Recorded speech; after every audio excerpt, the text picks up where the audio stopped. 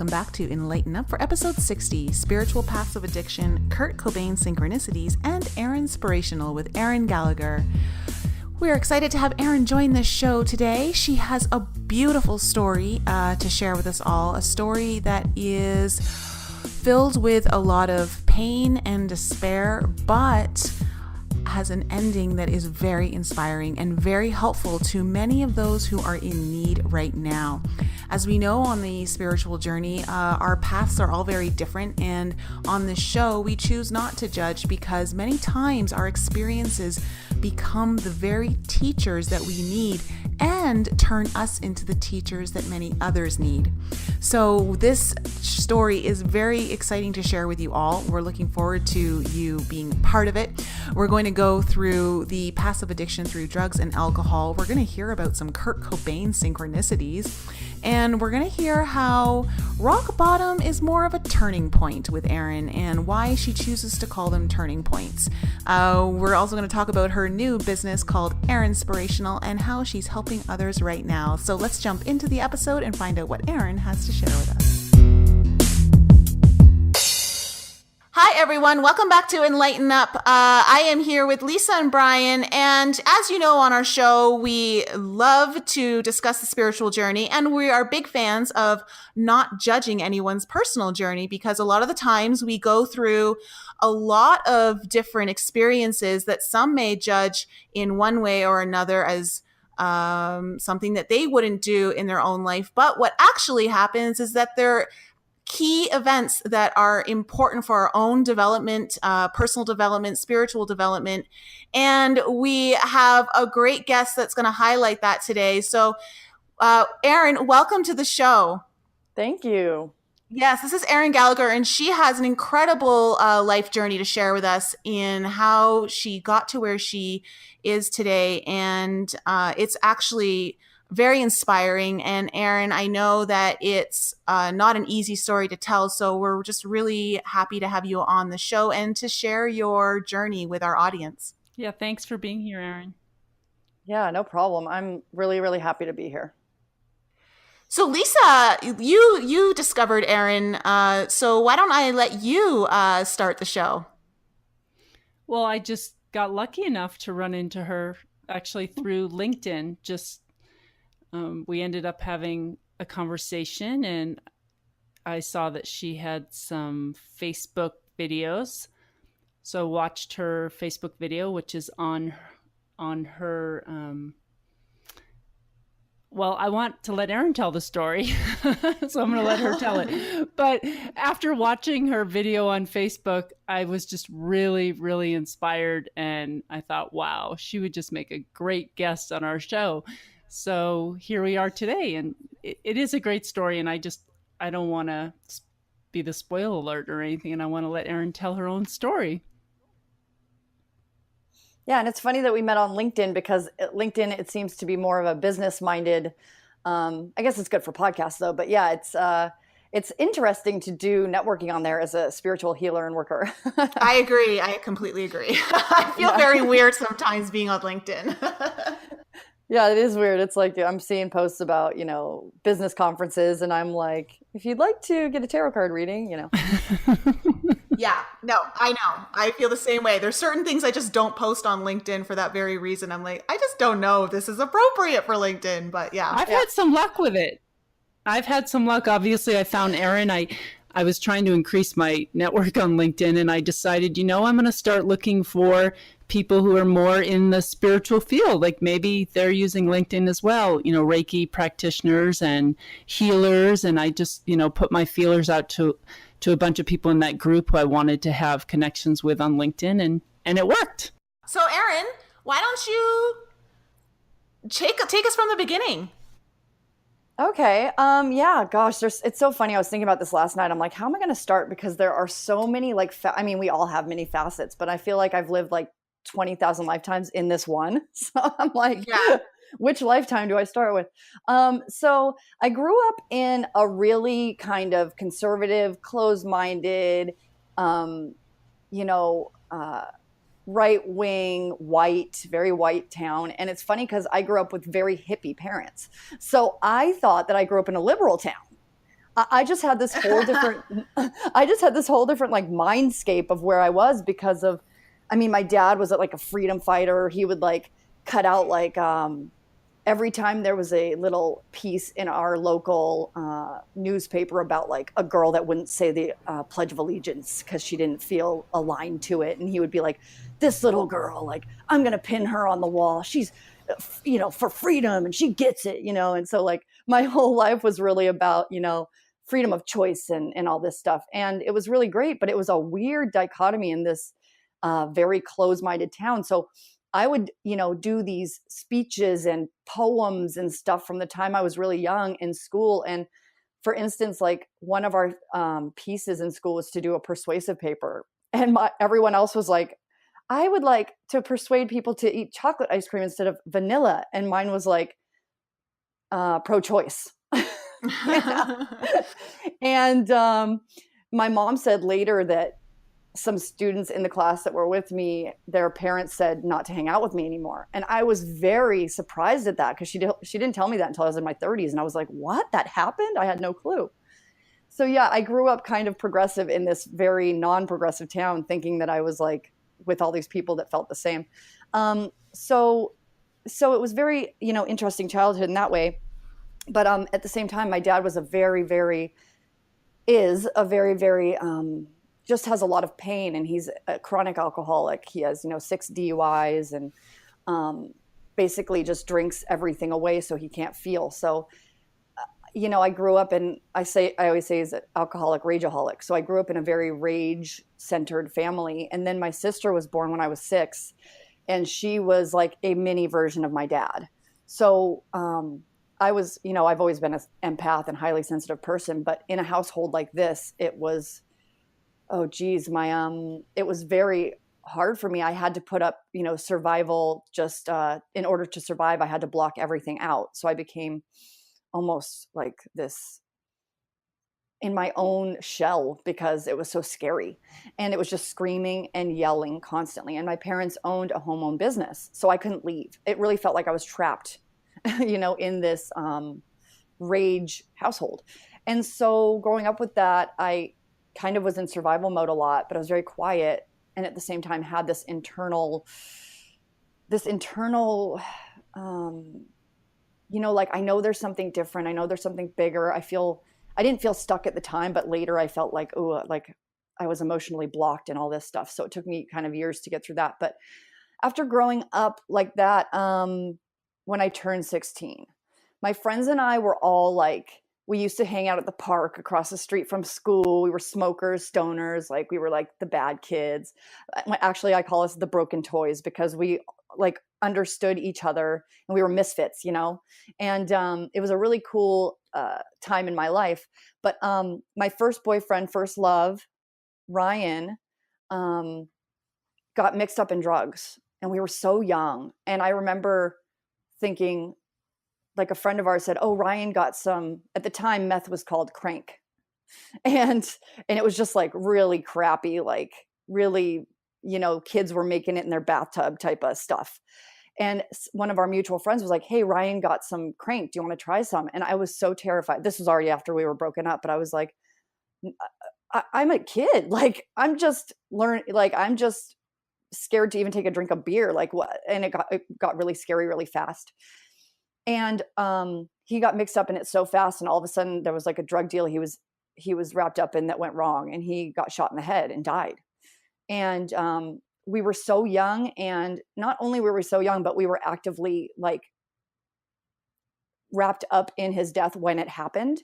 And I was taken to the hospital, and I saw him on the hospital bed, like when he was brain dead and his head was like swollen. Like I saw him.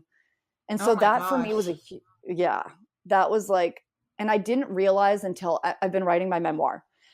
And I went to this writing retreat in Hawaii recently in May. And part of the writing experience was your book is telling its own story, and your job is to soften and let it tell itself out of you. And so when I did that, I realized as I was writing that this turning point of Ryan dying was the point of me going, fuck it, I'm going to just start doing drugs, because before he died, I was like, no. And then after he died, someone offered me the same thing. And I was like, sure, I don't care. And I realized like my childhood died with him. And it was like, it was very interesting because looking back on it before I realized it was this that kind of started me off on this path. I thought it was like growing up with my dad and sister.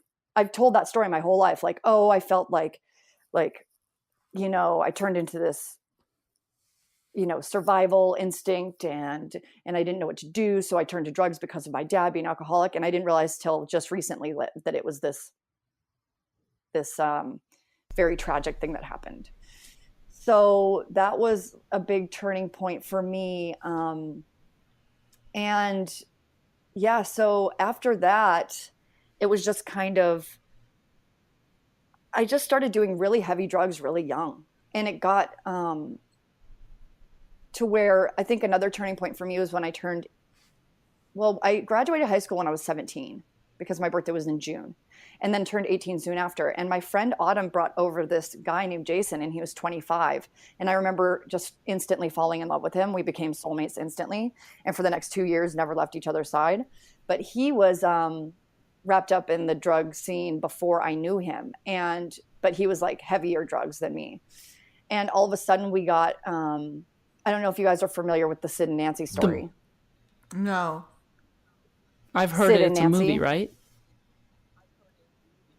Yeah, so Sid Vicious is like the bassist of the Sex Pistols, and he got wrapped up with this woman named Nancy Spungen. Anyways, I kind of say that's like, it was our Sid and Nancy story. Basically like punk rock, like lifestyle of like, we just got right into like the heavy stuff. We were smoking crack, and I was smoking crack when I was like 17 or 18 and just got completely addicted. And it was such a strange, now that I look back on it, I'm like, what's this like white woman, 18 years old, just graduated, had the whole world in front of her, like in a very kind of like, yeah, it was like a conservative right-wing town and everything. But it's like, it's just such a strange thing that I got wrapped up in at that age. And when I look back on it, not what we all hope for our daughters.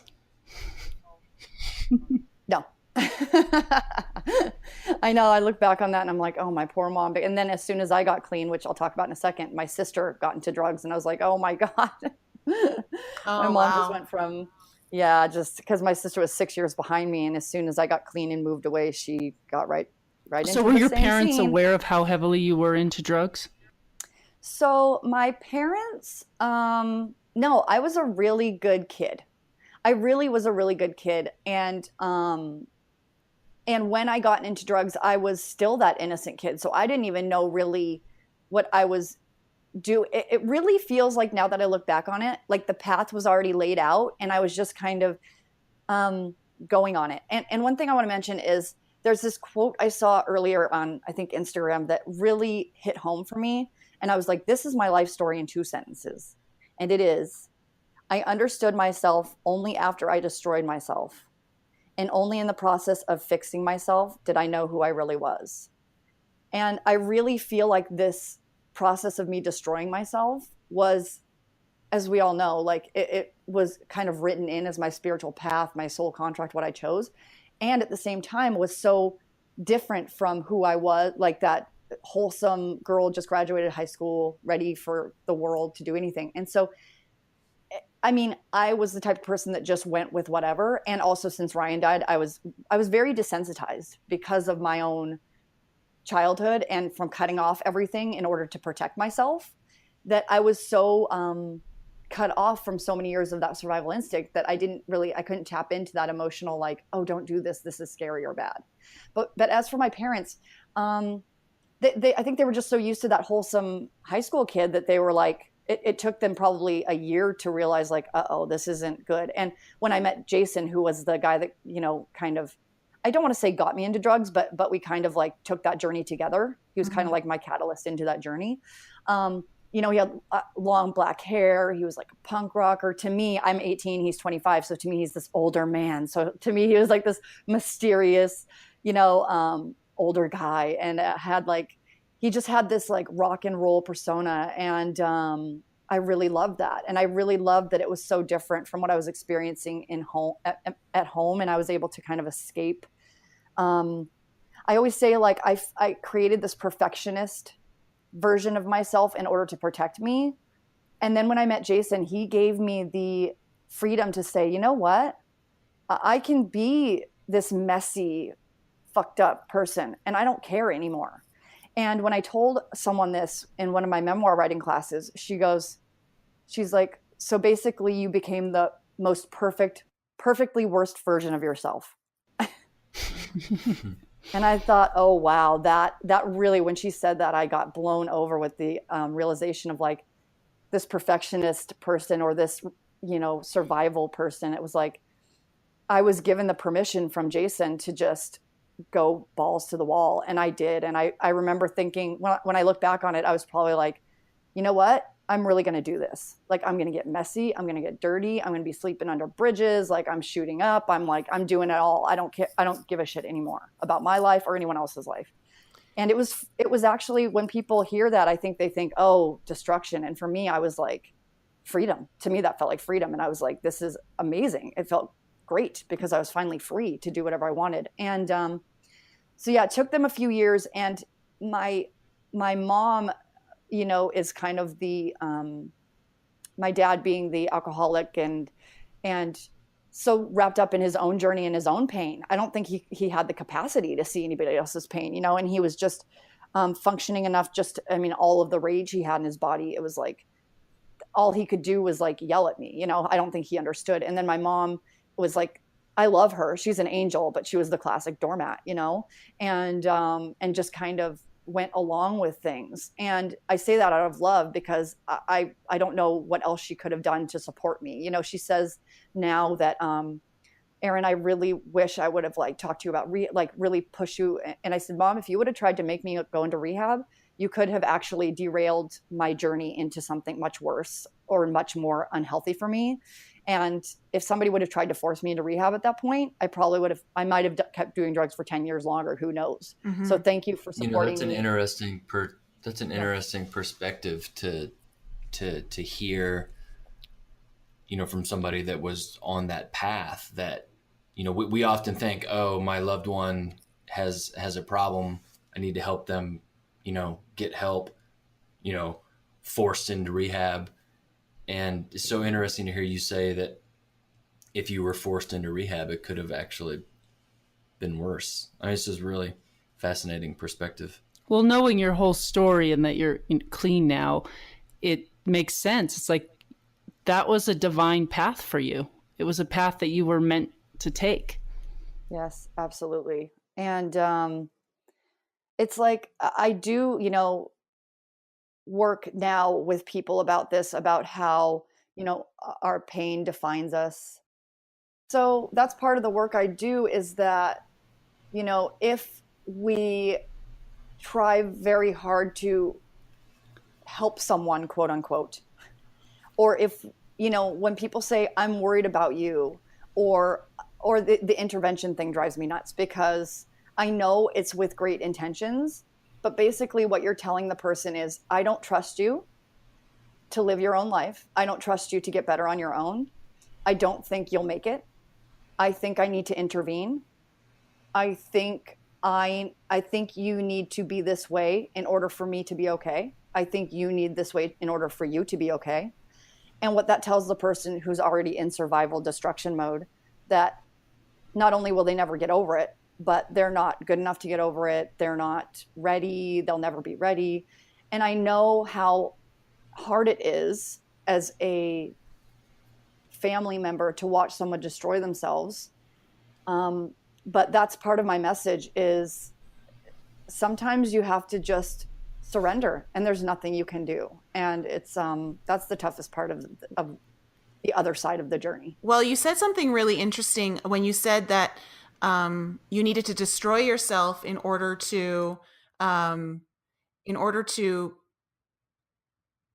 heal, really. Yeah, to know yourself.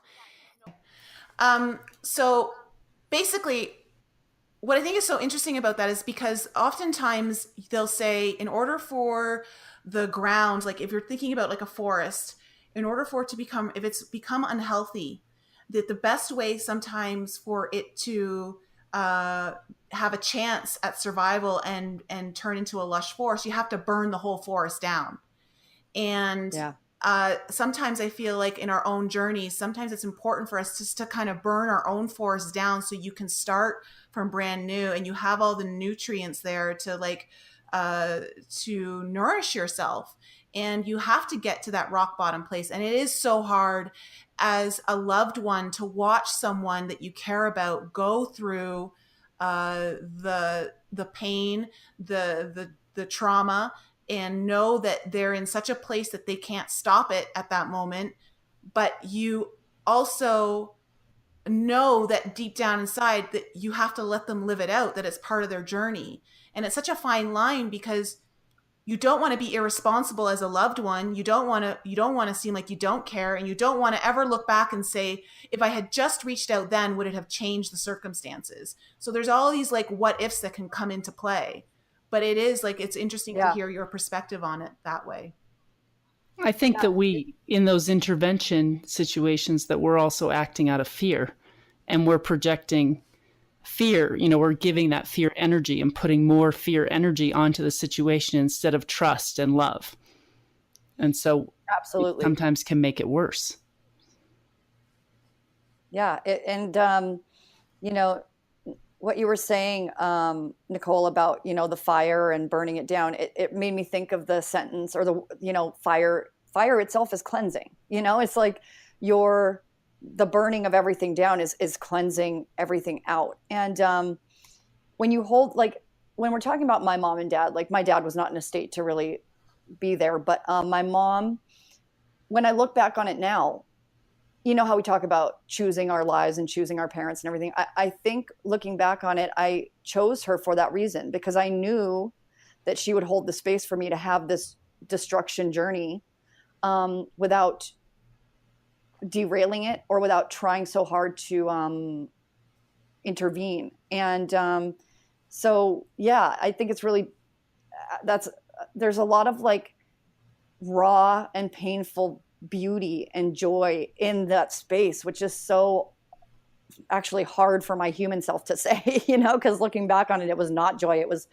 years of darkness and pain. And so, yeah, it's very interesting to look back on the journey in that way. It's interesting to see the pieces, the puzzle pieces of how it was so divine. Like it was just so perfectly planned, your journey. Yeah. So what happened then when, when did you hit your rock bottom with, was it the meth or with? So I started out, doing like the, bathtub crank type of thing with my friends and everything. And then it turned into meeting Jason and smoking crack and going down that path and stuff. And when we were doing that, we were just, it got so just messy. We were sleeping in storage sheds and sleeping under bridges, and just like we were just up for days at a time, and then we would crash. And I did have like a room out in the garage at my house, at my home. So every now and then we would like sneak into my room, because we really didn't want to be at my house, because but when we were, because my mom and dad were there always, but when we did, we would just go in my room, lock the door, shut off all the lights, and just sleep for like 3 or 4 days. And so we did that for a long time. And it was just this darkness, just such a dark time. And then I met this guy named Danny and this woman named Stacy. And they took me to a park one day, and that was the first day I ever shot up. And I was always afraid of needles. So looking back on it, I'm like, I mean, I had a terrifying experience when I was a kid about getting my blood drawn. And I just remembered like the inside of the elbow area there. I just remember just such heebie-jeebies about that. And I was just like, I'll never just no. And it just, again, part of my path. It's just something like you just do it. I don't know why. And that set me on another part of, there was like 5 drug journeys within the one drug journey. And so in doing that, it set me on a whole other thing that got really extra dark. And that's when It's funny when you say rock bottom, because I think, oh man, I must have had 10 rock bottoms in my whole journey. But it was like, I call them turning points instead of rock bottom, really, because there are turning points where you kind of have a moment of clarity and you turn to something else. So I was turning to like one drug or a different person or a different thing, and in stepping stones. And then after that, what was the next thing? I think it was when oh yeah, so it got really bad, and Jason and I were together after 2 years still, and it got to a point where my mom and dad were like, we don't want Jason around here, and if you bring him here, like my dad was gonna like shoot him basically. It's like got really bad. So we had to sneak in my room to sleep because there was nowhere to go, and Jason hid in my closet under a bunch of clothes and was like peeing in a Gatorade bottle. Oh my gosh. And because it was like dire situation, like we gotta hide, to make sure no one finds us, but we still have to sleep. And my dad came in and found him and chased him out of the house. And I remember as he was running away, I would always follow him everywhere, and something stopped me. Oh man, just thinking about it is very I can feel it in my body. I felt a hand like push, like I was running toward him, and there was like this invisible hand holding me back saying, nope, not this time. And I watched him run away down the street, and in my heart, like I felt this thing pushing me back, and I was like, this is the last time I will see him. Oh wow. I just knew I will never see Jason again. So it's almost like there was some sort of divine intervention. Yeah, it was like a natural, like this is the next step, or this is the end of that. And I ended up moving away from my house and moving in with friends, but it was just another more drugs with them, but not shooting up anymore. But Jason would come over and try to get me out of the house. And so I would hear him outside and try to run outside. And the people I was living with would literally hold me back and lock me in a room. And I would be screaming and running towards Jason, and Jason would try to run up. And so our friend Chancey, he would like run downstairs and threaten to kick Jason's ass. And Jason, of course, would run because he was a little scared. And then Chancey would come back and then hold me in the room. And they literally had to keep us physically separated. And yeah, I actually never got into heroin. It was just meth and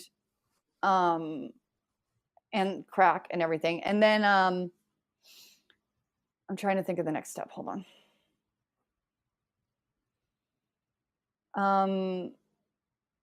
Because there were so many years of, one of the rock bottoms or a turning point for me was I was at a friend's house, and it was just a drug house basically.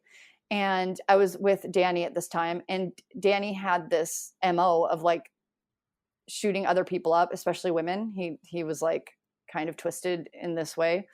And he put too much in the syringe. And I remember I got really lightheaded and sick. And this was the only time I came close to overdosing. And I went to sit out on the porch, and it took me it felt like 10 hours, but it might've been 15 minutes. I don't know. But I basically just sat outside and slowly breathed until I felt like I wasn't going to die anymore. And that was the closest I ever came to overdosing. And that was kind of a turning point to me where I was like, if I don't leave this town, I'm going to die. It's going to happen, and it's going to happen soon. I felt death coming if I don't leave. And so, yeah, that was around the time my mom and dad, my family lives in Boston, my mom's family. And my grandparents said, she can move out here and stay in our house for free, stay in our house rent free. And it was a house that had been there for 200 years. And I'd always wanted to move to Boston since I was young, because my family and everything. And so I decided I have to move or die, basically. And that was a big, yeah. So I think that overdose thing was kind of the big turning point. But that was just one of my rock bottoms. But that was when, so I moved to Boston on August 1st, which was funny because that was yesterday. Yeah. 17 years ago. Oh, wow. Yeah. So I have 17 years yesterday, narcotics free. And I used alcohol and became an alcoholic for another 13 years, but I digress. But I've been fully clean and sober from alcohol and the hard drugs for 4 years. Oh, congratulations. Thank you. Yeah. So I have 2 sober birthdays. Oh, Nicole, is there a part of your question I missed? I think there was something. Oh, the rock bottom. well, I know that when you, because I've watched your video, that when you finally moved in with your grandparents, like things did get better to some degree, but not in the way that most people would think that way. Yes. Yeah. It was interesting because I look back on it and, I justified all other crappy behavior by saying I don't do drugs anymore, and it's like, yes, you don't do hard drugs anymore, but at the same time, that doesn't justify being a loose cannon for your whole life. But at the same time, when I moved there, I was 21. So I had just gotten into my 20s and met a whole great group of people there. But at the same time, yeah, like I basically just traded in the drugs for alcohol and went on a basically 13-year alcohol spree. But in the beginning, it wasn't as bad as at the very end. That's when it got really bad. Mm-hmm. But yeah, but there I was able to spread my wings, and I went to film school, and I started editing, and I started doing post-production, and really fell into a great group of people. So in my 20s, yes, it's funny because I was hanging out in people that went to college, but I wasn't in college. So years later, even today, I have friends that are like, oh, we went to college together in Boston when they introduced me. And I'm like, we never went to college together. You guys went to college. I partied with you. So yeah, my 20s were a time of really like letting loose in a different way and just kind of escaping my town, Yeah. So I just basically, when I moved away from home, it was very interesting because I know my mom and dad were glad that I was able to, have this different life for myself. But at the same time, it was just a weird transition now that I look back on it. And when I went to Boston, I was just very excited to create this new life for myself. I remember, like, I look back on my journal writings and I wrote something like, okay, first thing, get a job, it was like, number 1, get a job. Number 2, get a car. Number 3, I don't know, get an apartment or something. And I literally did those things in order. Like I did everything. Even back then, actually from a very young age, I was like a master manifester, and actually all the bad destructive things I dreamed up, I ended up doing. So everything I said I would do, I did. And moving to Boston, yeah, I went into film school and spread my wings and everything. So on the one hand, it was fun and great, and I was meeting a lot of great people. And I just switched the drugs for booze and just, justified it along the way with, well, I'm not smoking crack or shooting up anymore. So what do you want from me? So like no one can really say anything to that, Good job. What do you say in response to that? Yeah. Yeah, that approach didn't work out so well for Amy Winehouse. Yes. Yeah. Oh, yes. Absolutely. And she was in the public eye being like recorded the whole time. I can't even imagine. So yeah, I did that for another, just a long while, basically my whole 20s. And I didn't really have another turning point with addiction or anything else until I moved to Los Angeles. And I was in Boston for 10 years, and I call it my soul home. It really is my home at my root. And but in 2008, the economy had tanked. I was working in film and television, but there were no jobs available. And I have a friend who lives, like, at the time lived an hour away from LA. And she's like, why don't you move here? You can move into my empty house. Her and her husband had just divorced. And you can pay me $500 for rent a month, and you'll just drive into LA. And yeah, it's a drive, but whatever. And you can, there's tons of work in what you do. And my first reaction was, hell no. I'm not moving to LA. I love Boston. I will never leave here. I'm rebellious in my heart. So I went on and on about why that would never work. And within a week, I was like, you know what? I'm going to do it. I'm going to do it. I'm not going to judge this journey. I'm not going to judge myself. I'm just going to do it. I can get a job. And so I drove from Boston to Los Angeles and got a job in 22 days, which is kind of funny because 22 is a really big number in my family and in my life. And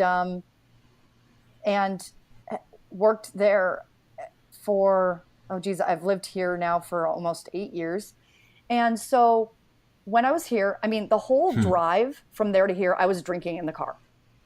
Like I was actively that's when moving to LA is when it got just to the point where it was like starting to be like my dad, where I can't not have a beer or a whiskey in my hands because I need to be numbing everything, because I had pushed my sensitivity and my empathy down for so long that I was completely numbed and desensitized. So I didn't know I had created this alter ego basically.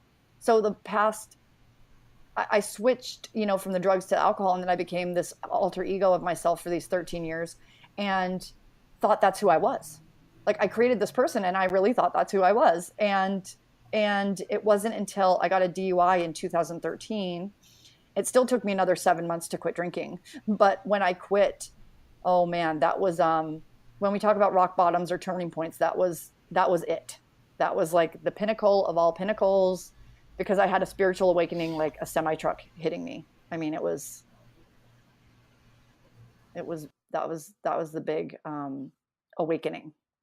What happened in that spiritual awakening? So I had just gotten clean, and it was March, and I started like instantly after drink, I'd say about a month, because it takes about, like, the first 2 weeks were interesting, 3 weeks, because I knew that I was a problem drinker, but I didn't know it was as bad as it was until I quit for those 2 or 3 weeks and I got the shakes, and I felt like, I thought in my head only like people like in their 50s that are like in dark rooms drinking themselves to death get the shakes. I didn't think like that it was, I'm in my, at this point, 32 or 33, and I had like really bad shakes. And when you quit drinking, well, for me, the first thing I needed to do was replace it with something, or else I felt like I was going to die. And I don't know why. This is why, at Alcoholics Anonymous, there's coffee everywhere, coffee and cigarettes. And when I quit drinking, I also quit smoking, because I was only smoking when I drank. So I quit everything all at once. So I think my body was like, wow. And so I started drinking coffee all the time. And when I would go to I tried going to parties with coffee instead of whiskey. And I went to this party, and it was very synchronistic. It was the 20-year anniversary of Kurt Cobain's death. And for me, Kurt Cobain, like Nirvana, like, I mean, I grew up in the 90s. So it just defined who I was. Like I was the hoodie wearing, jeans like holes in my jeans, eyeliner for days, like Kurt Cobain, teenage angst has paid off well, all of this stuff. And so in my heart, I was this Kurt Cobain kid, and Kurt Cobain's sister was at this party, his biological sister. And she grew up in Aberdeen, which is a shitty lumberjack town right where I used to live, or right by where I used to live in Kennewick, Washington. And we started talking, and we were talking about the town and how, crappy it is and all this stuff. And like I said, it was the 20-year anniversary of Kurt Cobain's death. And at this party, the lights started like flickering on and off. And that's what was happening everywhere I was going. I was feeling like the spiritual energy to wherever I went. And I know, on the podcast, you've talked about throwing your energy. And I just didn't know at that point, because basically all of my chakras had blown open, and I was just, everywhere I went, I was affecting everything. So I would go into parties and lights would flicker on and off. And at this party, all the lights went out, and we partied for like 4 hours in the dark. And I thought it was really synchronistic because of my connection to this Kurt Cobain and his sister being there, and his 20-year death anniversary. And in my head, I just kept thinking, this is Kurt Cobain. I know he's here. And it sounds silly now, but no, I don't think so. No, It's not silly.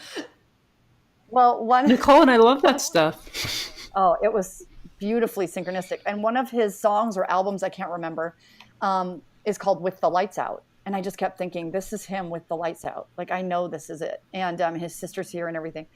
So that was one of the first times where I was like, what is happening to me? What is happening to me? And then I started hearing and feeling spirits around me. Like, I would be driving to work, and all of a sudden I would have a thought that would lead to another thought that would lead to another thought. And then it would lead to like my friend's sister's husband's brother that died. And all of a sudden he would pop in and he would be like, I'm with them all the time. I'm with them all the time. I'm with them all the time. Or he would want me to give messages, or people would want me to give messages. And I'm like, because speaking of spiritual journeys, when I grew up, I was like spiritual, like I would just take pieces of different, like I said, I grew up progressive in a non-progressive landscape, but I would go to different churches. I went to Baptist churches. I went to Christian churches. I went to metaphysical churches. I went everywhere just to like glean what I wanted to glean, because I was really open spiritually. Like, I loved it all. And I wanted to basically create my own religion out of other religions. And that's what I did. This was you as an individual, or you were being brought along by your parents? This was me as an individual. My parents were totally the hippie freedom, right. You can do whatever the hell you want type of thing. The only time my parents ever interjected was when I came home one day just on fire about, I'm going to take Jesus into my life and I'm going to get baptized, because I had been like basically brainwashed into thinking I needed to be baptized. And my mom said no. And I couldn't believe that she said no. And she said, I want you to make that decision when you're more neutral. Because I was not neutral. She could tell it wasn't me making the decision. And I was so upset. Oh, I was upset. And looking back on that now, I'm like, thank you. Like I said, my mom is an ultimate space holder. So she held the space for me to have my little breakdown. But I just knew there was this deep part of me that just knew I get to play. Like, I just get to play and take whatever I want. And my parents, they I guess were raised in certain religions, but they didn't, grab onto any of them. They were just hippies. So yeah, but during the dark journey of being in my drug use, I had created this space of nothing matters. It's all destruction. I had made up this theory that everything's chaos theory. Nothing happens for a reason. When things happen, people create a story around it to say that it happens for a reason, and it's all chaos. And I know how you feel. Felt how she felt. And so yes, it was how I felt. And well, I had an old drug buddy that reconnected with me later, and we started talking, and he goes, Erin, that's bullshit. He goes, the stuff that we went through and the stuff we're going through now, there's no way that could have happened and we could have lived. Because I've had like 15 near-death experiences. I've woken up in wheat fields, like not knowing where I was. I've woken up while I was driving in a car, or I was in my mom's car, and I woke up throwing up out of the driver's side with a cop shining his light in my face. I've just had these experiences where, I could have aspirated and died many times. And he's like, Erin, that's bullshit. All of the stuff that happened was very synchronistic and all this. And I was just like, well, whatever.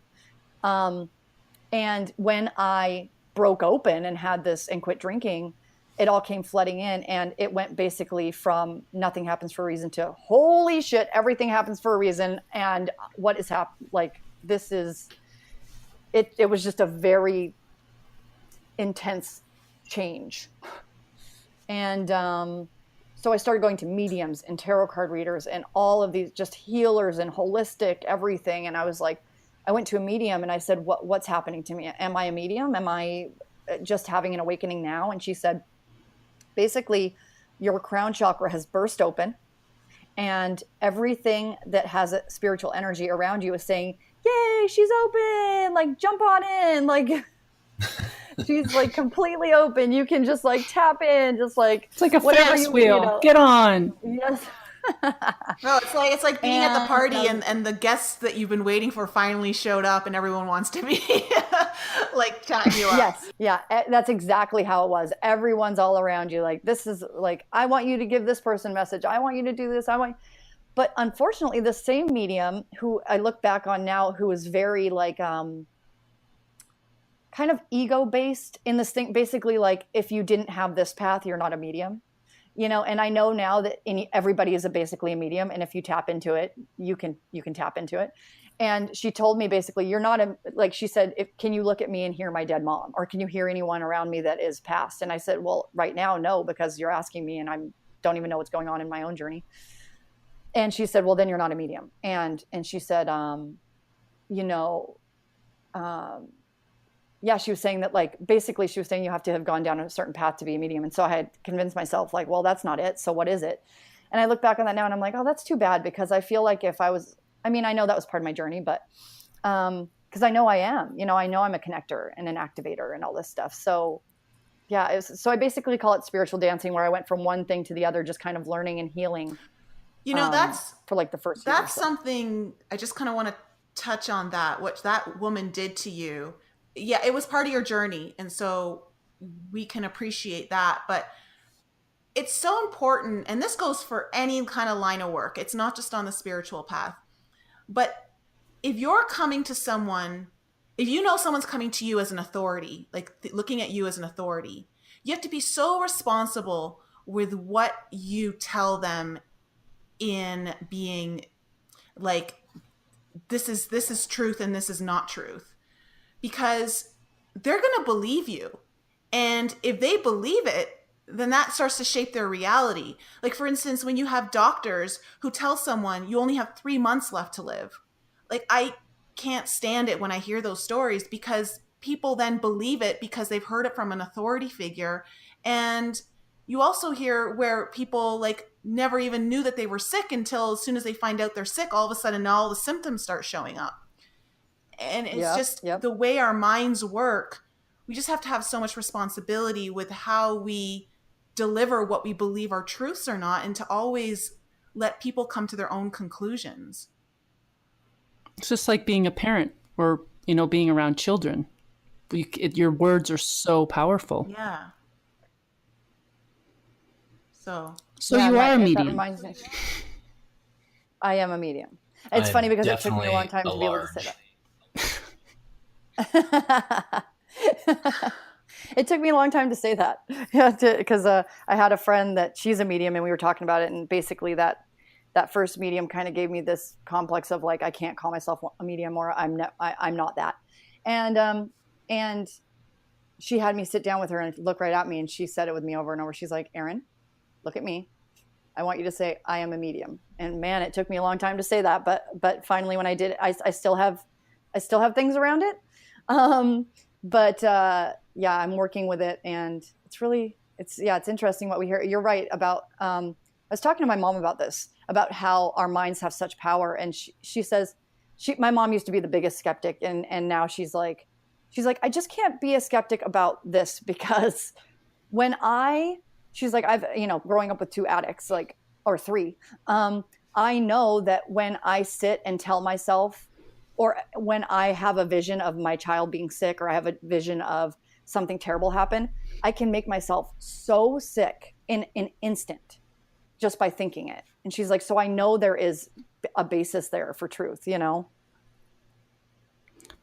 So what is it that you're doing now?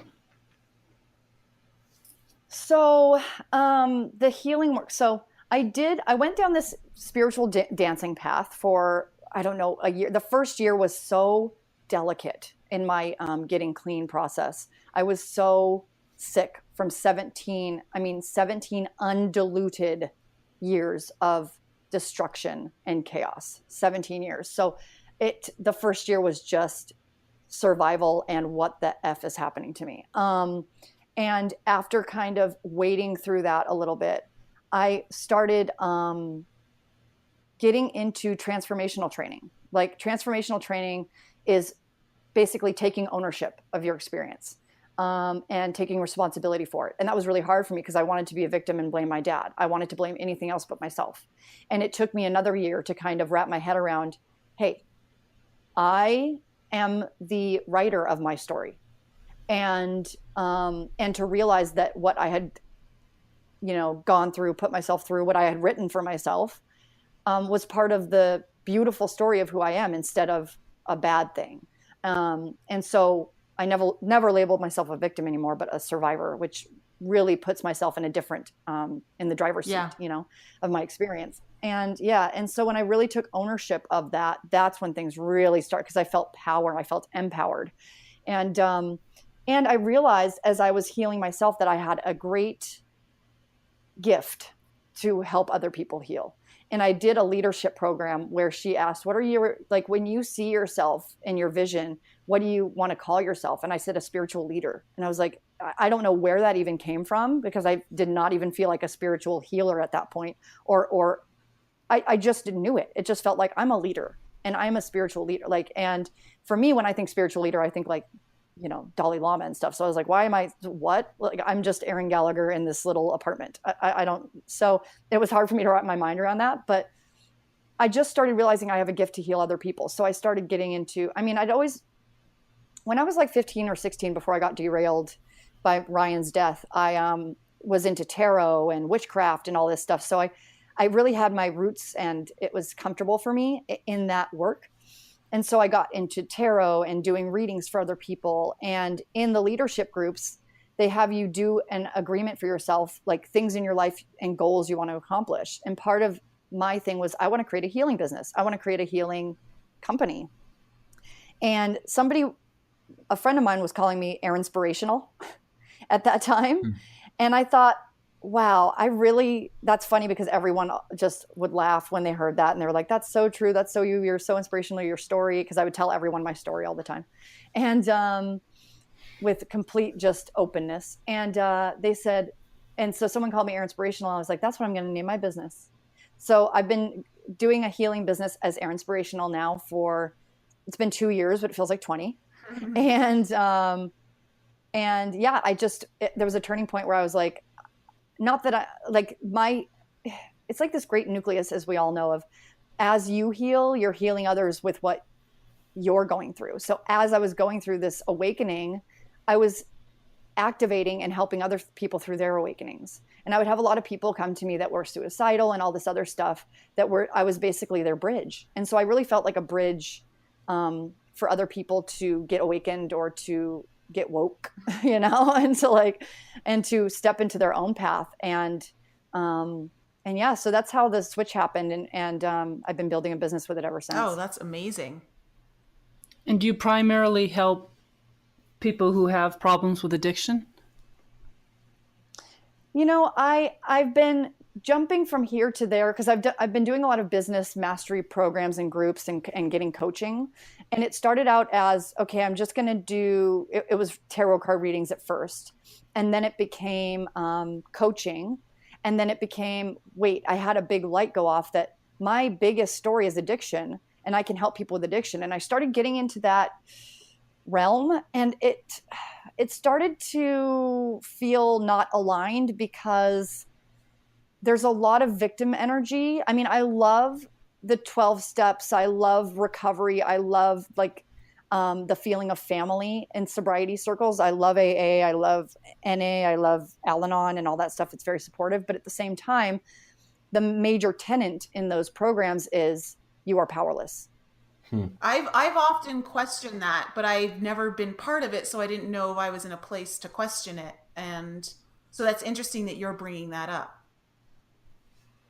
Yeah, and I mean, I told a friend this once, and she said, but we say you're powerless to alcohol.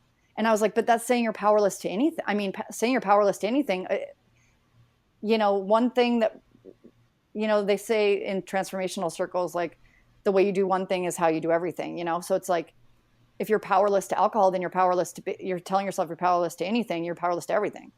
That's how my, you know, brain was really interpreting it. And every time I would go to, because I always say AA saved my life, because my dad was like on and off with drinking and being clean. And it saved our family, because we went to AA, like I grew up in AA. We were at pancake feeds and bingo nights and weekend retreats. And I used to do AA stuff. And I loved it, because I saw that it was my dad's family, and they understood us and we understood them. And I could see other people just like him. And I was like, oh, it's not just me. It's not just us. We're all doing this together. And then it started to feel like a treadmill. of like, we're just telling the same stories. We're not ascending, we're not rising, we're just staying in the same victim story. And basically AA is like, it's like almost like, the big book is kind of like the Bible. We're just following these same stories, but it's like, is this, yes, maybe that served us then, but is it still serving us? Like, are we growing? It's a good place to go and stay a while and be comforted by that and heal. But at some point, I think you have to move on from that place. Yeah, I agree. And it felt kind of stagnant, and it felt like, excuse me. So when I was getting into the addiction realm, it was getting harder and harder for me to find my place in that. And I know if I would have stayed in it longer, I probably, and I still might go back. I can find a way to, part of my message at that time when I was getting into the addiction realm was beyond the 12 steps. Like, okay, you've tried the 12 steps, you've tried this, it worked until it didn't. And now that it doesn't work, what else can we do? So, and I actually reached out to somebody that we might be doing a sobriety/yoga retreat in Spain, which would be amazing. So that would be like mixing those two modalities. But yeah, so it just started to feel like in the beginning, like, oh, I could do this work. And then as I did it, it felt more of a victim mentality, and I was losing my way in it. And so I said, I need to recalibrate here. And I had a few friends at the time that were like, you're an expert at tarot. And that's the one thing that I can truly say with full confidence. I am a tarot expert. And so I really felt like as I was doing my tarot, because I kind of wanted to get into coaching, and I was like, no, I don't want to go back into tarot. It's where I started. It's like, feels like it's not right for me. But what I really, because I was like, I want to get just into coaching where I'm helping people basically take their pain and use it to push themselves into their purpose, as opposed to trying to push it away, using it as a power. And when I did that, the coaching thing, I was like, well, I can do that with tarot. And so now I'm using tarot as like that's basically my main business is, I'm coaching with the like tarot as a master guide. And, that's it's great. Working. Like, it's just working. Like, yeah, it's working. So that's what I'm sticking with. And you brought your tarot cards out when we were chatting earlier. I heard you shuffling them. Yeah, it's like my security blanket. What is it about the tarot they're you feel so pulled in towards?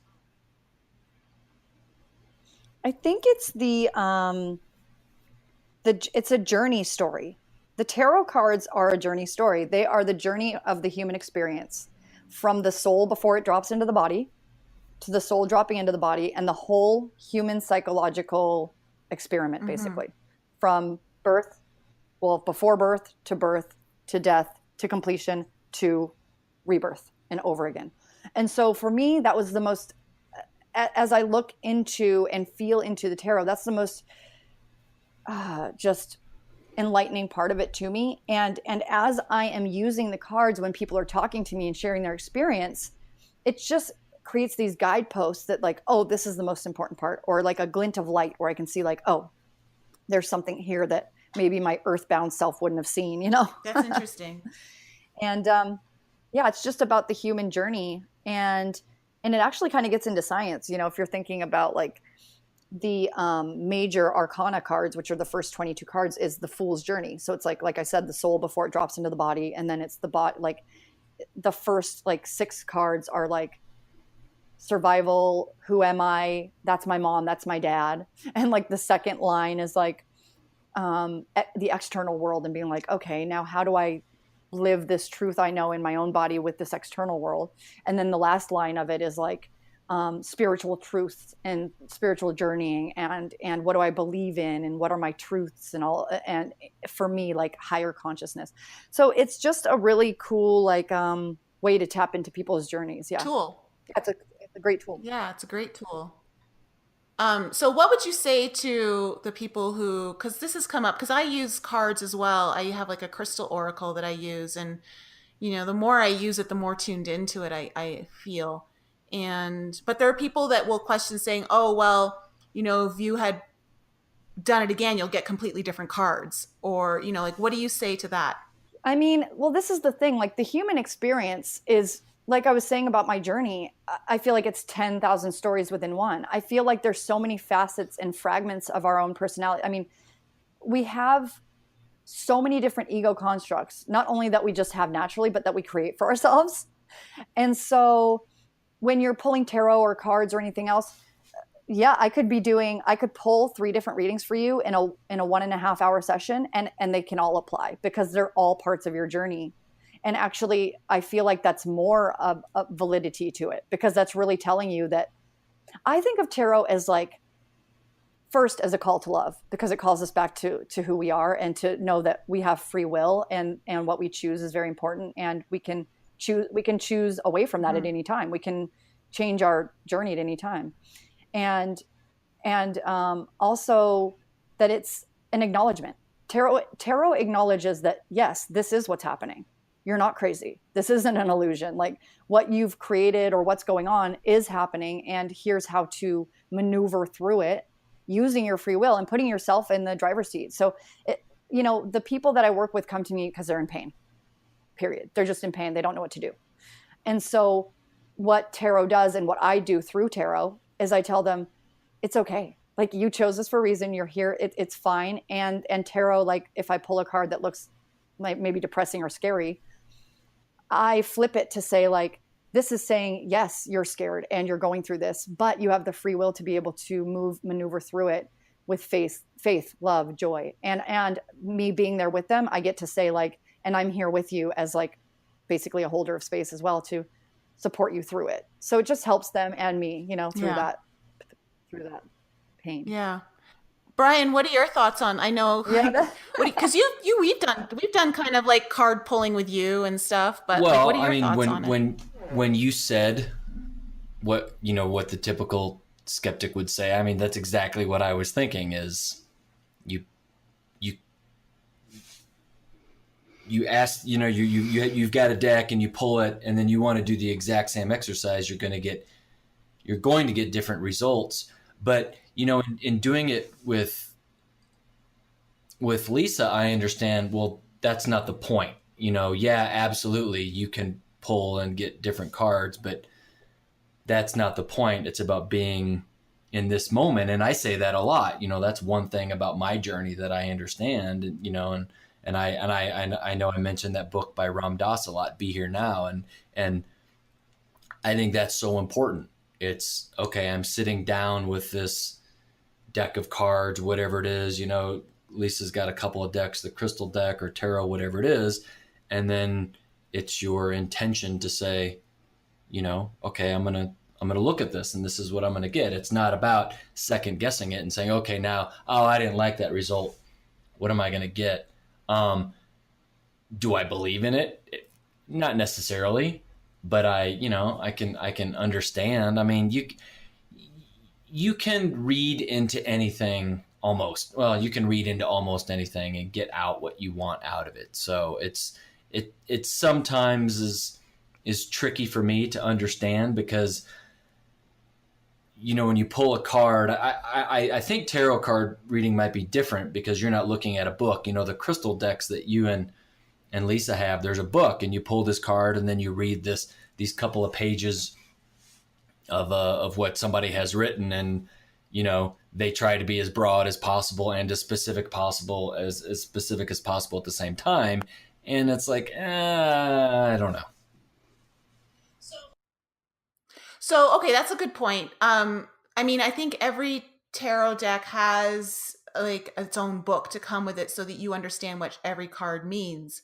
But as you use them, you also start to build your own intuition. And like, so for instance, I'm just going to speak for myself. Like, when I'm doing my readings, I read what the card says if I'm not familiar with the card yet, but I also start picking up my own senses internally and what I'm getting from it. And it may line up exactly with what's being said in, like, say, the passage in the books, or it may be like a shoot off of that, and there was something in there that needed to be said to trigger like another intuitive hit, if that makes sense. I don't know, like, Erin, how do you view it? I really think it's like a marriage between intuition and tarot, because I mean, I teach tarot as well. So what I'm teaching people is not, yes, I'm teaching them what each card means, but I'm also teaching them how to trust themselves, how to trust their inner guidance, and how to trust when you turn over a tarot card, whatever you feel it means, that's what it means, period. I don't care what a book says. So I help people tap into their own intuition more than what the tarot means. I mean, I do both, but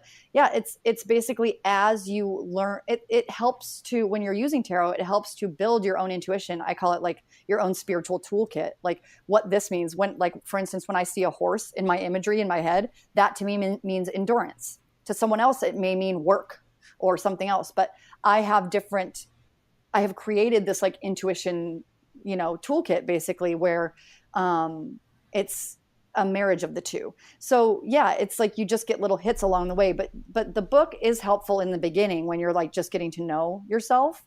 And I think tarot in general, I think what happens is that people or skeptics or people that there's kind of like a fear behind, or like a cultural ingrainedness of fortune telling. Or like I have people that go, oh, I don't want to know my future. And I'm like, the only person that can tell you your future is you. I can't tell you your future. Like, you know what I mean? Like there's no such thing as, to me, it's not fortune telling. It like there's a whole cultural thing around it. Yeah. It's like the Miss Cleo and all that stuff. I'm like, no, that's not it. It's but yeah. Something you said, when you said you can read into it and get anything you want. Yes, that's the point. It's like I was talking to a teacher about channeling and how people channel different people or ascended masters. And she said, every single person I work with says, I think I'm just making this up. And she goes, of course you are. She said, of course you are. You're a divine creator. And I'll never forget that. That line will always stick with me, that of course you're making it up. You're a divine creator. And whatever you're making, like whatever's coming to you, that's what it is, like, period. That's not you make, like, it's both. It gets to be both. You know what I mean? Like, so I found that to be really, that is really interesting, because what we don't realize is that we're making up what we believe to be real as well. We're making it all up. We're creating all of it. Well, and that just goes back to when we were saying, like, that's why people have to be so responsible on what they portray as an authority figure, because people will believe them. And that belief is what can create things in your life. And it's the power of the mind, which we've talked a lot with Augie on the show and all of that, and how powerful our mind is. And so, we are all creators. We are a part of Creator. And so we do have the power to kind of create anything we want. So we have to be very mindful of what beliefs we're holding on to, the subconscious, and all of that stuff that we've talked about in previous podcasts. So I think for me, like the oracles and the tarots, they're just fun tools, and they're like little it's guidance. It's like you take from it what you feel is right for you, and it's going to be different, I think, for everyone. And I think that's what's kind of cool about it too. Yeah, it gets things moving. That it's not a hard line thing. And each person intuits it differently. But that's the great part about it. Like I said, we have so many different facets to us that you can intuit something, and whatever you hear that resonates with you is what you're supposed to hear. It's like, it's loose. It's more loose and fast. And I like that about it. There's no rules. That's what I like about it. There's no rules. It's just, you make it up as you go. That's what life is. So, it's funny because I have, like I said, I have the people that with the fear-based, like, oh, it's tarot card. And I'm like, the worst thing a tarot card can do to you is give you a paper cut, because it's a card.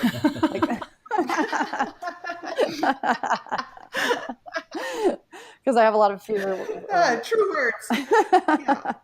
Well, if our audience wants to, do you do tarot card readings? Like if anyone from our audience wanted to reach out to you for a reading? Oh yeah, I'd love that. I'd love that. Yeah. So I do like my business full time.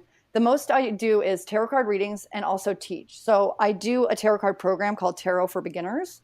And that is a program of 6 classes to teach tarot from beginning to end. So, yeah, I do readings and teach. And then also Akashic Records is my next biggest thing. So I also do Akashic Records readings and teach Akashic Records. So those are my biggest things. I also do, medium readings and all this other stuff, but those are my kind of bread and butter right there, the tarot and the Akashic Records. You'd be interested to know that I had my Akashic Records read live on the air. Well, not live, but we recorded it in a podcast on the show. Oh, you have to tell me which one that is. I think it's 44, 43. No. We'll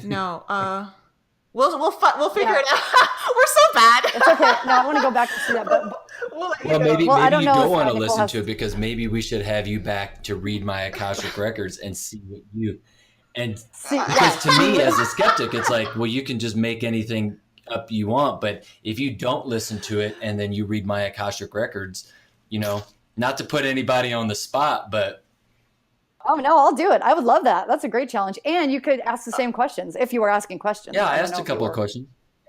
All right, well, let's do that. Yeah, that'd let's be fun. do that. It's a I would love date. that.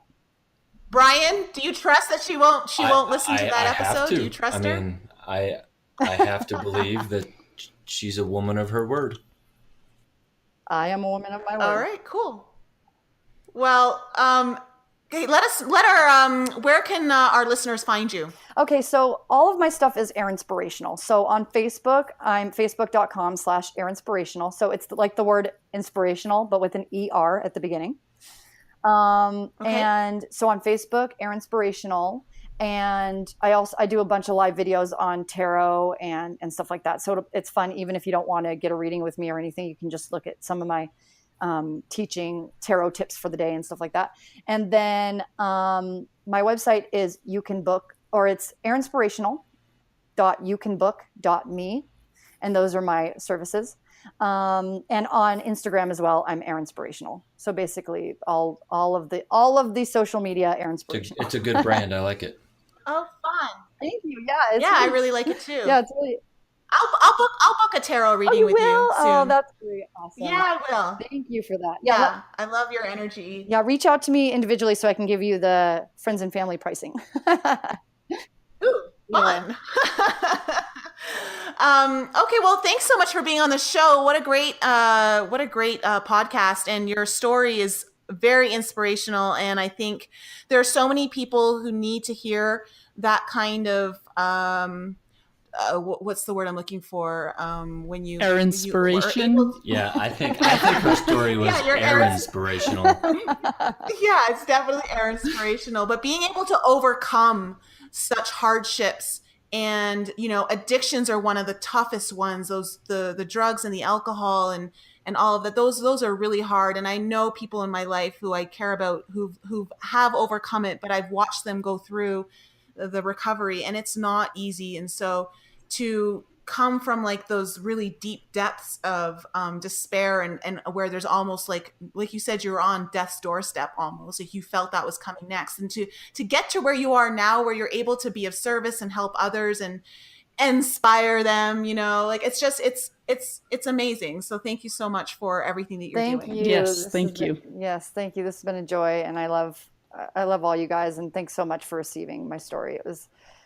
It's been quite the journey, and still go through, as we all know, like with emotional ups and downs and stuff like that. So it's interesting because I do go back and forth into that despair thing, but it's almost like you touch it in order to gain another piece, and then you go back, and then I go back into my enlightened space. So I still use it. I think that's a normal part of anyone's journey. Oh yes. Yeah. And so all of our listeners, we will leave all of that information in the show notes as well if you didn't get a chance to write it down and you're just listening in the car. And so just check the show notes. And if you are interested, you can reach out to Erin yourself and have a tarot reading, or possibly even get some tarot card-like teachings, which I think is really cool too. And Akashic Records. Thanks for being on the show. Yeah, the Akashic Records. We'll get you back on. That'll be a fun show, actually. I'll be very curious to hear what's going on. And I know a lot of our listeners will be curious as well. That sounds really fun. I love challenges like that, so I'm up for it. I want mine read All too, right. so. We'll line that. Oh yeah, let's do it. Let's do all of us. Yeah, we'll line it up. So thanks so much for being on the show. And to all our audience, we will be back with you next time. Bye. Bye, everyone. Bye. Bye.